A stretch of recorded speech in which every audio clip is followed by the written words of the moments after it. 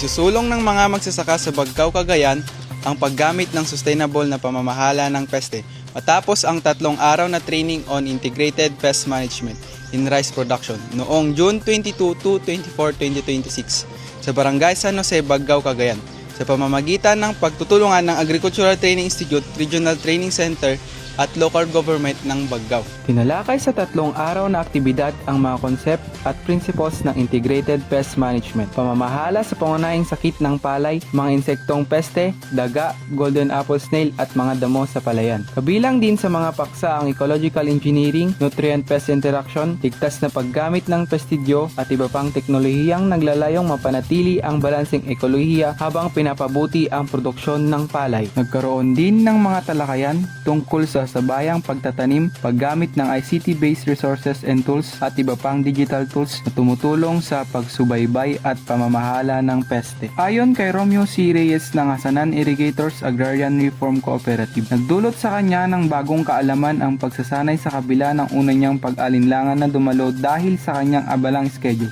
Anya, malinaw at interaktibo ang mga naging talakayan ng mga resource person kaya naging mas madali para sa mga kalahok na maunawaan ang mga konsepto at aktibong makibahagi sa mga gawain. Umaasa rin siyang mas marami pang katulad na pagsasanay ang maihatid sa mga magsasaka. Para naman kay Wilma A. Villanueva ng Karupian Tulong-Tulong Agrarian Reform Cooperative, ang aralin tungkol sa ecological engineering ang isa sa mga pinakatumatak sa kanya dahil sa pagbibigay diin nito sa paggamit ng mga likas na pamamaraan sa pamamahala ng peste at pangangalaga sa mga kapaki-pakinabang na organismo sa bukirin. Sinabi rin nito na mahalagang makibahagi ng bawat kalahok ang kanilang mga natutuhan sa kapwa magsasaka upang mas maraming komunidad ang makinabang sa mga ligtas at napapanatiling pamamaraan sa mga produksyon ng palay. Samantala, dinaluhan ni na Municipal Mayor Leonardo C. Patong, Municipal Agriculturist General E. Manding at si J.R.M. Limos, Development Management Officer 1 ng ATI-RTC2 ang closing program ng nasabing pagsasanay.